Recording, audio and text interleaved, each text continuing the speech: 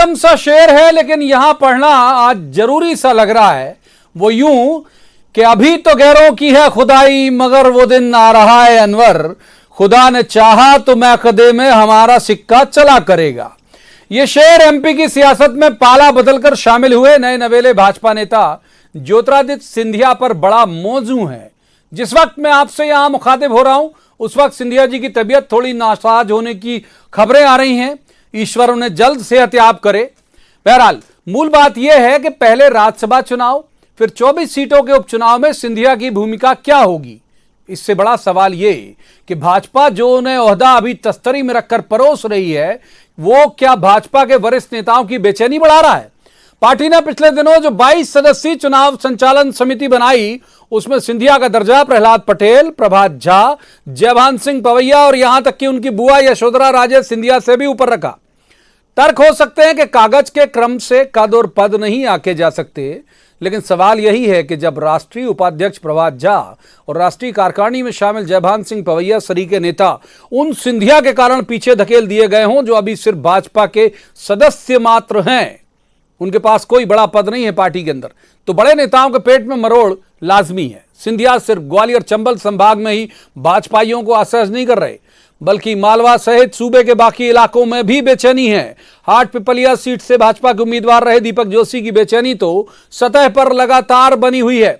बीते दिनों भाजपा के वरिष्ठ नेता और गृह एवं स्वास्थ्य मंत्री नरोत्तम मिश्रा ने कहा कि नए भगवान आएंगे तो उन्हें मंदिर में ही रखेंगे, किचन में तो रखेंगे नहीं। उन्हीं की बात का एक सिरा पकड़कर सवाल उठाते हैं कि नए भगवान मंदिर में लाइए, लेकिन पुरानी की पूजा बंद तो नहीं हो जाएगी क्या? क्या भाजपा के अंदर इसे लेकर कोई असंतोष पनप रहा है? क्या सिंधिया के आ जाने से 360 डिग्री तो नहीं बदल गई एमपी भाजपा की सियासत? सवाल कई हैं और जवाब तो देना होगा, लेकिन पहले आपको दिखाते हैं एक रिपोर्ट, देखिए।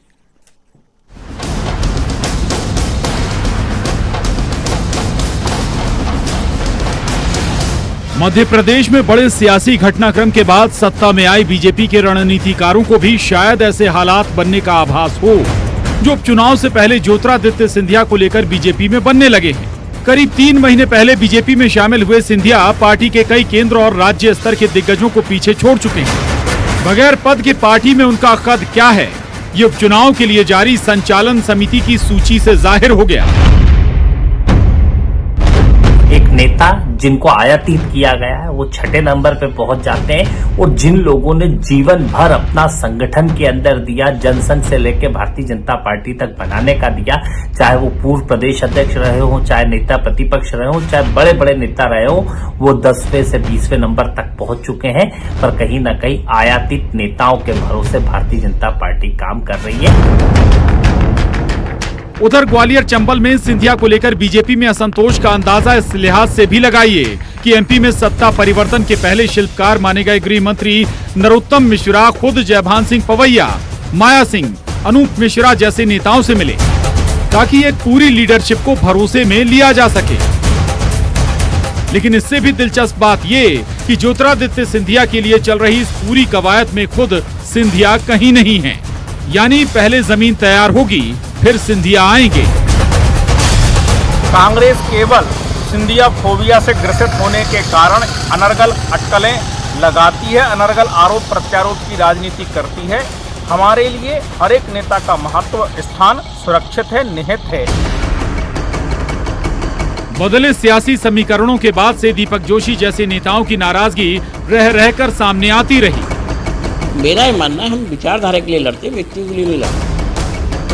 आप व्यक्ति को बढ़ावा दोगे तो विचारधारा कहीं न कहीं खंडित होगी। चूंकि सिंधिया की बीजेपी में एंट्री ही केंद्रीय नेतृत्व के सीधे दखल से हुई है, तो सवाल ये कि क्या आलाकमान के निर्देश पर ज्योतिरादित्य सिंधिया को मैदान में उतारने से पहले जमीन को समतल कर मखमली कारपेट बिछाया जा रहा है। स्वाभाविक है ऐसे में जयभान सिंह पवैया, अनूप मिश्रा, दीपक जोशी जैसे नेताओं को अपनी सियासी जमीन बंजर होती नजर आ रही होगी। इन हालातों में ग्वालियर चंबल ही नहीं, मध्य प्रदेश के दूसरे अंचलों के नेता भी क्या सिंधिया के बढ़े कद को पचा पाएंगे? यानी बीजेपी को उपचुनाव में विपक्ष के साथ साथ अपनों से भी मोर्चा लेना है। भोपाल से शरद श्रीवास्तव के साथ bureau report, news 18। Madhya Pradesh, Chhattisgarh. तो रस्मन सबसे पहले मेहमानों का परिचय जिनके साथ हम इस चर्चा को आज आगे बढ़ाएंगे। हमारे साथ है रवि सक्सेना, कांग्रेस के प्रवक्ता हैं, रवि जी का स्वागत है। दूसरे मेहमान आशीष अग्रवाल, ये बीजेपी के प्रवक्ता हैं, आशीष जी का भी स्वागत है। तीसरे मेहमान दिनेश गुप्ता, ये बहुत वरिष्ठ पत्रकार हैं, अच्छे राजनीतिक विश्लेषक हैं। आशीष जी, दिनेश जी, दोनों का स्वागत है। शुरुआत कर लेते हैं आशीष अग्रवाल साहब से, क्योंकि उनकी पार्टी से जुड़ा हुआ मामला है, उसी इलाके का मामला है जहां से इस वक्त आशीष जी हमारे साथ बैठे हुए हैं। आशीष जी, इस वक्त तो उनकी सेहत खराब है, लिहाजा आज की बात नहीं है, लेकिन ये जो सूची बनी पार्टी की, इसमें उन्हें आपके इलाके के बहुत बड़े बड़े नेताओं से भी ऊपर रखा गया, क्या मायने इसके?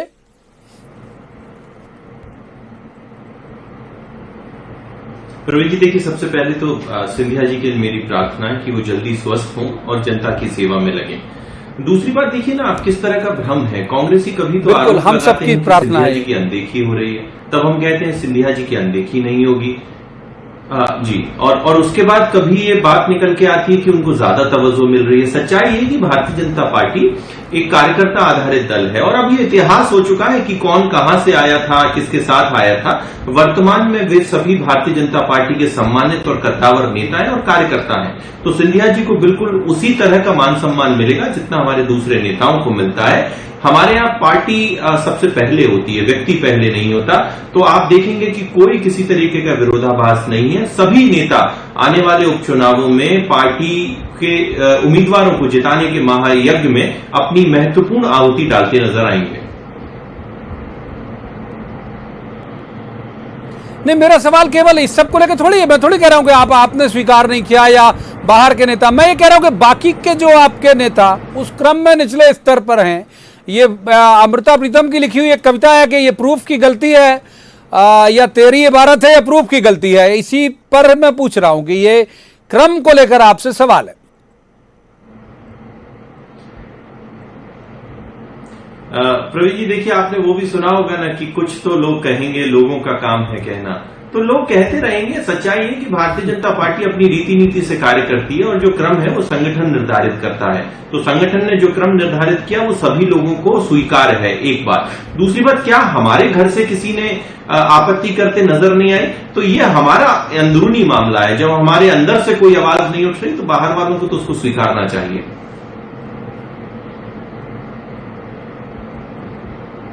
ठीक है, एक बार रवि सक्सेना जी का रुख कर लेते हैं, कांग्रेस के प्रवक्ता हैं। रवि जी, ये जो क्रम अचानक से आप देख रहे हो, आप लोग तो हालांकि उसे भी नहीं पचा पा रहे हो। आप कह रहे हो हम तो नंबर 2 रखते थे, हमारे तो महाराज थे, 6वें नंबर पर पहुंच गए। शायद कुछ तकनीकी दिक्कत है रवि सक्सेना जी के साथ। तो दिनेश गुप्ता जी यदि उपलब्ध हो, ये लॉकडाउन ने थोड़ा सा हमारा भी मामला गड़बड़ा दिया है, क्योंकि हम स्टूडियो के बजाय अपने गेस्ट जो है वो बाकी के तकनीकी माध्यमों के जरिए जोड़ते हैं, और कई बार तकनीकी दिक्कतें ऐसे जोड़ में आ जाती हैं। तो अगर दिनेश गुप्ता जी हमारे साथ मौजूद हो तो उनसे कर लेते हैं सवाल। दिनेश जी, इस सूची के क्रम को लेकर पहली टिप्पणी आपकी क्या है? देखिए प्रवीण जी, ये जो पूरी सरकार है, ये जो है सिंधिया ब्रांड की सरकार है। ये जो पूरी सरकार आई है वो विधानसभा चुनाव के परिणामों के आधार पर नहीं आई।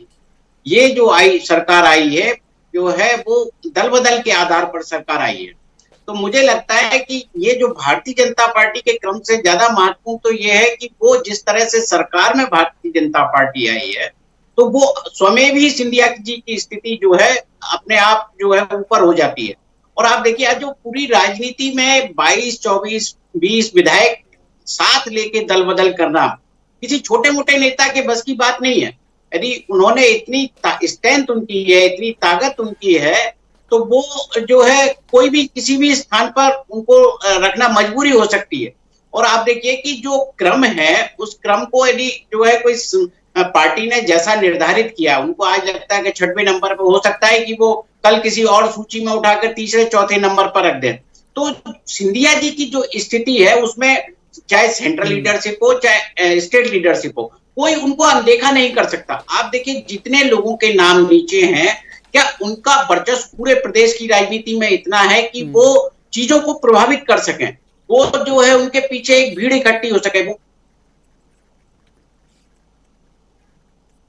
कोई ठीक है, कुछ शायद तकनीकी दिक्कत आई, अभी दिनेश जी की आवाज भी मुझ तक पहुंच नहीं पा रही है। जी, एक बार आशीष जी का रुख और कर लेते हैं। आशीष जी, अभी जो हमने बात की वो उनके उस सब की बात की। एक जो बात मैं समझना चाह रहा हूं कि अभी तो ठीक है, इस वक्त मौजूदा दौर में वो उनकी थोड़ी तबीयत नासाज है और जैसा आपने कहा हम सब तमाम लोग उम्मीद करते हैं बहुत जल्दी स्वस्थ हों और बहुत जल्दी एमपी में आए, लेकिन लंबा वक्त ले लिया उन्होंने पार्टी में जाने के बाद। उनका मूवमेंट यहां हुआ नहीं, जब लॉकडाउन खुला उस वक्त भी नहीं हुआ। तो क्या रीजन है? मतलब वो चाहते हैं कि पहले अमनो अमान बहाल हो जाए फिर लैंड करेंगे, ऐसी कोई वजह है क्या आशीष अग्रवाल जी? नहीं, ऐसी बिल्कुल भी वजह नहीं है प्रवीण जी। देखिए, बात बड़ी स्पष्ट है कि लॉकडाउन का समय था, सोशल डिस्टेंसिंग एक कंपलसरी नॉर्म था, तो उसमें सिंधिया जी आते ट्रेवल करते हुए एक बड़े जननेता हैं, लोगों के अंदर उनका बड़ा क्रेज है, तो अनावश्यक एक भीड़ भाड़ होती, इससे वो बचे। परंतु दूसरी तरफ उन्होंने अपने सामाजिक सरोकार को निभाने के लिए सिंधिया ट्रस्ट की ओर से उनके कार्यकर्ताओं ने, भारतीय जनता पार्टी के कार्यकर्ताओं ने, सभी ने मिलकर जनता की सेवा की है और मध्य प्रदेश की कार्यकर्ताओं यूनिट ने लगभग 3.5 करोड़ मध्य प्रदेश वासियों तक अपनी सहायता को पहुंचाया है। अब जैसे ये कोरोना का अनलॉकडाउन शुरू हुआ तो वैसे ही आज हमने ये दुखद खबर देखी कि उनको माइल्ड सिम्टम्स है, परंतु मैं आपके दर्शकों को बताना चाहता हूं कि चीजें खतरे से एकदम कंट्रोल में है और वो बहुत जल्दी हमारे बीच नजर आएंगे। और अब जैसे ही चुनावों की आहट होंगी आप देखेंगे वो जनता के यहां जाएंगे, कार्यकर्ताओं से मिलेंगे और कमलनाथ और दिग्विजय सिंह जी की जोड़ी पे आखिरी कील ठोकते नजर आएंगे। कील ठोकते नजर आएंगे। एक बार रुक कर लेते हैं दिनेश गुप्ता जी का फिर से। दिनेश जी, ये जो चल रहा है लगातार बीजेपी की तरफ से, अब आशीष जी की मजबूरी है और मैं उनकी मजबूरी को रिस्पेक्ट भी करता हूं, भाई अभी एक बड़ी पार्टी के प्रवक्ता हैं, लेकिन आप देख रहे हैं सतह पर लगभग आने को बेचैन है। एक तरह के हम जो बुलबुले जो हैं वो उबल रहे, बॉइलिंग पॉइंट जो है वो आने वाला है। दीपक जोशी को आप देख लीजिए, बयान लगातार आ रहे हैं, यहाँ से सांची से सेजवार साहब को देख लीजिए, पौया साहब संकेतों में बोलते हैं, बड़े नेता हैं, बहुत बड़े नेता हैं, साफ नहीं बोलते। तो ये सब जो है ये आपको लगता है कि जैसे जैसे इलेक्शन नजदीक आएगा टिकट वितरण के वक्त, तो ये बॉइलिंग पॉइंट बीजेपी में भी आएगा? प्रतिक्रिया होगी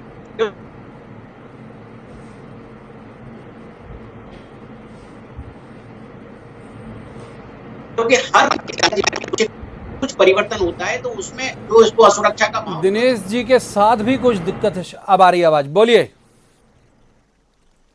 दिनेश जी, अगर आपकी आवाज साफ आ रही होगी तो हम जरूर सुनेंगे, क्या कह रहे हैं आप? इतने सारे नेता जो है दूसरे क्षेत्रों में दूसरी पार्टी से आ गए हैं, अलग अलग क्षेत्रों में, तो भारतीय जनता पार्टी के जो स्थापित नेता हैं उनमें चिंता होना स्वाभाविक है। आप देखिए, चाहे वो मुरैना से लेके मंदसौर तक आपको चिंता का पूरा वातावरण दिखेगा, क्योंकि सबके सामने एक सवाल होता है कि अभी तक तो हम पार्टी में एक स्वाभाविक दावेदार थे, अब एक और दावेदार आ गया है जिसने अपनी जीत को स्थापित किया है और वो जीत सकता है। तो जो प्रतिस्पर्धा का माहौल होता है, उस प्रतिस्पर्धा के माहौल में ये जो असुरक्षा ज्यादा दिखाई देती है। हमने ये देखा है कि भारतीय जनता पार्टी हो या कांग्रेस हो, जब तक जो है संगठन में कार्यकर्ताओं का सहयोग नहीं हो, जब तक आपका व्यक्तिगत आपकी कोई जो है एक टीम ना हो, तो थोड़ा सा चुनाव में मुश्किल होता है। हमने ये देखा था जब उमा भारती जी पार्टी छोड़कर गई थी तब क्या स्थिति हुई थी, कितने जो है भारतीय जनता पार्टी की सेहत पे फर्क पड़ा था। 2008 के विधानसभा चुनाव का परिणाम याद करिए, उनकी पार्टी पूरी जोर से मैदान में थी लेकिन तब भी नहीं हुआ।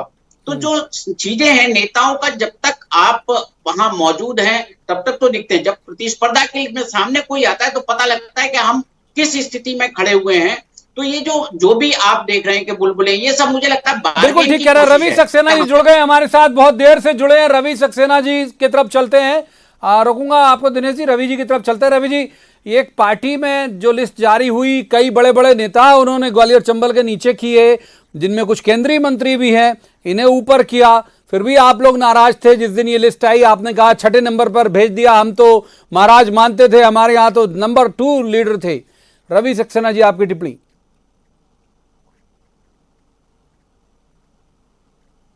भाग्यपूर्ण बात है कि वो पार्टी जो चाल चरित्र और चेहरे की बात किया करती थी और जो पार्टी विद डिफरेंस की बात किया करती थी, जो कार्डर बेस्ड पार्टी होने की बात कहती थी और जो कहती थी कि हम संगठन से आए हुए लोगों को ऊपर लेके आते हैं, आज कितनी दुर्भाग्यपूर्ण बात है कि कांग्रेस मुक्त भारत बनाते बनाते उन्होंने अपनी पार्टी भाजपा युक्त भाजपा को जो है कांग्रेस युक्त पार्टी बना डाला। और वो ज्योतिरादित्य सिंधिया जी, जिन्हें की कांग्रेस पार्टी में राष्ट्रीय स्तर के नेता का मान प्राप्त था, टॉप 5 लीडर्स में उनकी गिनती हुआ करती थी, आज वो स्टेट में भारतीय जनता पार्टी की स्टेट यूनिट में 6वें नंबर पर पहुंच गए। तो आप समझ सकते हैं, जैसे ही वो पार्टी में आए, शिवराज जी ने उनके स्वागत भाषण में कह दिया कि ये विभीषण को हम ले आए, पहले दिन उनका बड़ा स्वागत कर दिया।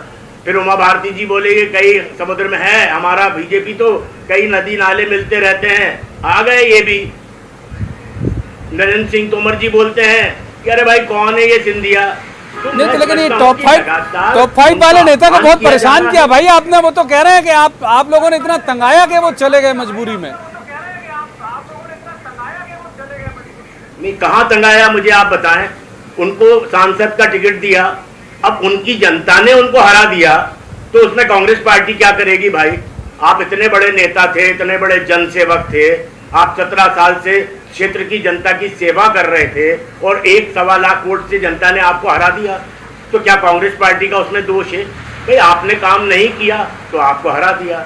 4 दिन पहले पार्टी छोड़ने के आप अशोकनगर में जो है कह रहे हैं कमलनाथ सरकार बहुत शानदार काम कर रही है, 5000 किसानों के कर्ज माफी के सर्टिफिकेट आपने दिए और कहा कि कांग्रेस पार्टी जो है वो किसानों का कर्जा माफी करके बहुत पुण्य का काम कर रही है। और आपने देखा कि 2-5 दिन बाद फिर वो किस तरह से उन्होंने गिरगिट की तरह रंग बदल लिया। तो भारतीय जनता पार्टी लगातार जो अशोकनगर के 500 लोग आके आ गए, बीजेपी ज्वाइन कर लिया, नेताओं का भी अपमान कर रही है।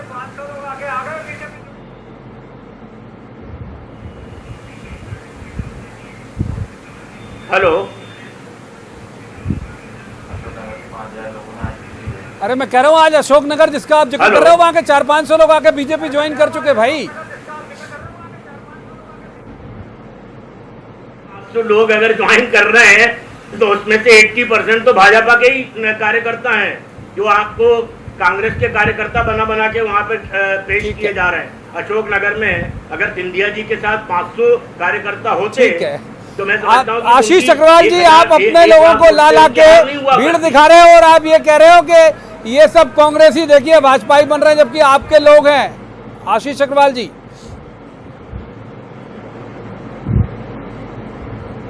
देखिए, निकलते हैं जो लोग मेरी शख्सियत बिगाड़ने, उनके किरदार स्वयं मरम्मत तलाशते हैं। तो सबसे पहले जो पार्टी अपना राष्ट्रीय अध्यक्ष नहीं चुन पाई हो, प्रदेश अध्यक्ष नहीं चुन पाई हो, वो कम से कम मेरे संगठन पे सवाल ना उठाए। देखिए, आपने देखा होगा किस तरह से कांग्रेसी अभी भी भ्रमित हैं।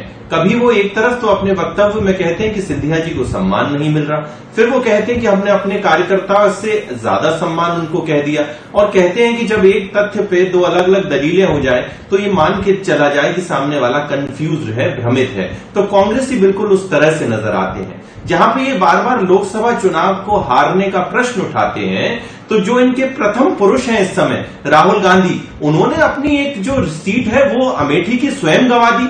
तो सच्चाई ये है कि इस चुनाव में तो कांग्रेस हारी थी, कांग्रेस का परिवारवाद हारा था, कांग्रेस का तुष्टीकरण हारा था और कांग्रेस का जातिवाद हारा था, और जीता था मोदी जी का विकासवाद। आपको ये बात को समझना होगा आशीष जी, मैंने कहा ना इधर उधर की बात ना कर। ये बता कि ज्योतिरादित्य सिंधिया का काफिला लुटा तो लुटा क्यों, उनका अपमान हुआ तो हुआ क्यों, वो बात करो। दूसरी बात, काफिला तो गांधी जी की बात, काफिला तो आपका लुटा है भाई, काफिला तो गए, पूरा काफिला लूट के ले गए।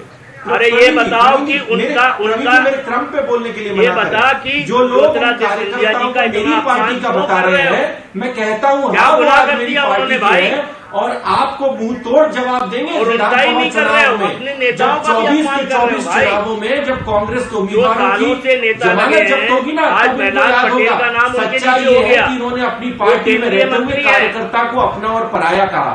इनके मंत्री कहते थे कि भगवा में हमारे कार्यकर्ता हो गए, तो आज वो सही में भगवा ओढ़ के ये तय कर रहे हैं कि मध्य प्रदेश अपने जो कार्यकर्ता हैं, जो आशीष जी,